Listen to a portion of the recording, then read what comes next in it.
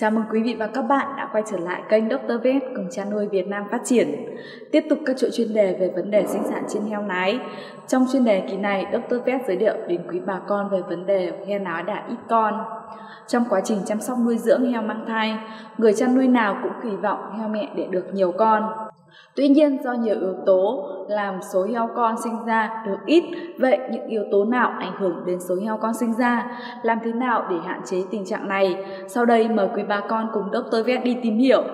Có 5 yếu tố chính ảnh hưởng đến số heo con sinh ra. Thứ nhất là về giống và đặc điểm di truyền. Các giống hiện nay thì được cải tiến và phát triển và ưa chuộng. Chúng có thể đẻ một lứa từ 14 đến 20 con. Ngoài ra một số giống siêu nái là giống siêu cao sản có thể sinh ra nhiều con hơn.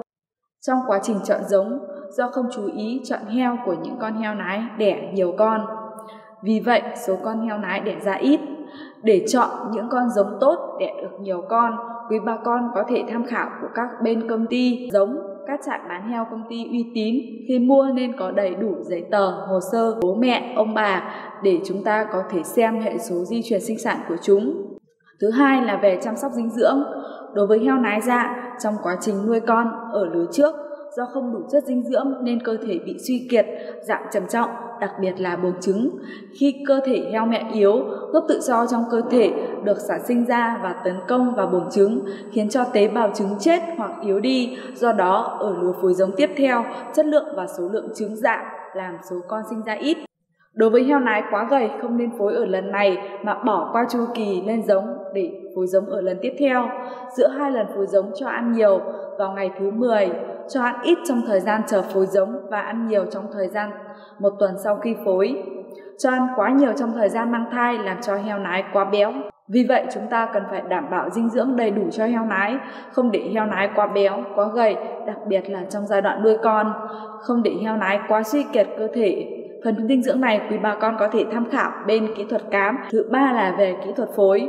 Đối với heo nái tơ nên bỏ qua 1 đến 2 chu kỳ động dục đầu tiên, vì khi này cơ thể chưa hoàn thiện về thể trạng và cơ quan sinh sản. Sau khi heo động dục thì tùy vào thời điểm động dục, đối với heo nái hậu bị và heo nái dạ thì hai loại này có thời điểm phối khác nhau, thao tác thực hiện khi phối và cách phối như thế nào là đúng. Thì các vấn đề này Dr. Vet đã giới thiệu quý bà con. Quý bà con nào quan tâm thì có thể xem lại link Dr. Vet để bên dưới.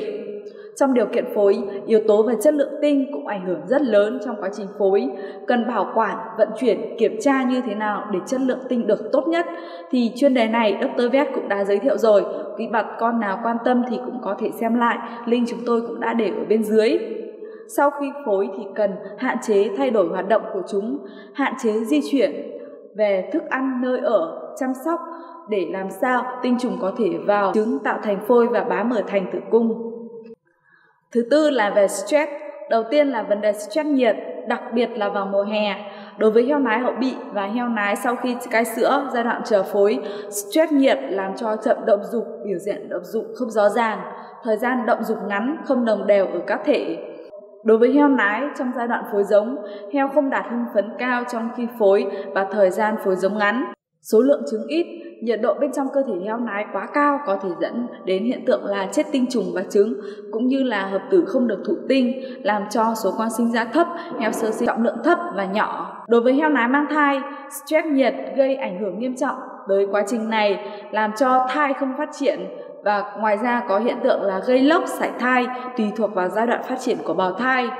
Thời kỳ từ 7 đến 28 ngày sau khi phối thì cần tạo môi trường không gây stress cho heo. Thời gian này thì heo cần được nghỉ ngơi, tĩnh dưỡng hoàn toàn. Lưu ý trong thời gian này không nên cho ăn quá nhiều, nhưng với trường hợp heo nái dày thì vẫn cần cung cấp đầy đủ dinh dưỡng. Sau khi phối thì cần phải tránh gió lùa, nhiệt độ thích hợp cho heo sau khi phối là 18 độ. Thứ năm là về yếu tố bệnh tật. Thông thường thiệt hại do bệnh chỉ quan sát thấy khi heo mẹ sinh ra thấy khô thai, thai gỗ, đẻ non, sảy thai hoặc số lượng heo con ít. Vì vậy, để heo nái có sức khỏe tốt trong quá trình mang thai thuận lợi và chỉ tiêu số con trên lứa thì cần đảm bảo công tác quản lý chăm sóc và vệ sinh chuồng trại, đẩy lùi các mối nguy về mầm bệnh. tiêm phòng đầy đủ vaccine cho heo nái, phòng tối đa các bệnh ảnh hưởng đến chất lượng và số lượng con lứa sinh ra như tai xanh, E. coli, tẩy giun sán cho heo nái trước khi phối. Định kỳ thì có thể dùng kháng sinh phòng bệnh cho heo nái, kháng sinh an toàn cho heo nái mang thai như amoxicillin, như sản phẩm Biosilin 200 WS của Interchemi Hà Lan. Đảm bảo thức ăn nước uống đảm bảo, không nhiễm độc tố, nấm mốc. Định kỳ thì cần phun sát trùng trong ngoài môi trường để hạn chế mầm bệnh lây lan cho heo bằng các sản phẩm sát trùng như Vincom S của Elanco hoặc Deson Super của Interchemi Hà Lan. Trước khi heo nái đưa vào phối giống thì có thể tiêm thêm Vinton 450. Đối với heo sau khi tách con, ngay sau khi tách thì cần tiêm một mũi Vinton 450 để giúp heo nhanh lên giống và tạo điều kiện để tế bào trứng phát triển, niêm mạc đường sinh dục khỏe mạnh, trơn tru. Trường hợp heo nái chậm động dục thì cần tiêm Vinton 450 trong 3 ngày liên tục kết hợp với các biện pháp phá thiển vàng nhanh sẽ giúp heo sớm lên giống. Tại sao Dr. Vet lại khuyến cáo bà con nên tiêm sản phẩm Vinton 450? Nó có rất nhiều tác dụng. Thứ nhất là phân tích tác dụng của từng vitamin trong Vinton 450 thì có thể thấy vitamin E có tác dụng chống oxy hóa và có tác dụng trong việc hỗ trợ prostaglandin. Nếu heo nái từ lứa thứ 5 được bổ sung vitamin E với liều lượng thích hợp thì sẽ tăng số heo con sinh ra trên lứa, giảm số heo nái mắc hội chứng MMA. Ngoài ra còn có thể giúp heo nái phát huy đầy đủ hệ miễn dịch của mình.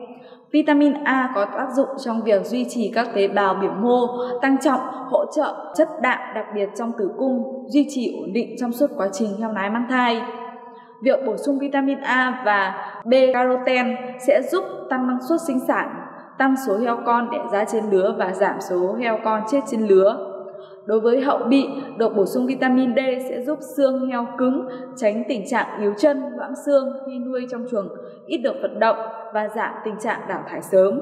Vì vậy, có thể thấy Vinton 450 sẽ có những tác dụng là rút ngắn chu kỳ động dục trở lại và tăng hiệu suất chăn nuôi, thúc đẩy phát triển tế bào trứng hoàn hảo, tạo tiền đề để có những hợp tử khỏe mạnh, chất lượng con tốt nhất, góp phần làm cho tế bào niêm mạc, đường sinh dục sinh sản, niêm mạc tử cung phát triển mềm mại, trơn tru, giảm thiểu các nguy cơ viêm nhiễm, phát huy tối đa chức năng sinh sản của chúng, phòng ngừa và điều trị thiếu hụt vitamin A, D, E ở heo mẹ sau khi sinh và giúp heo được cung cấp vitamin trước khi bước vào một chu trình sinh sản tiếp theo.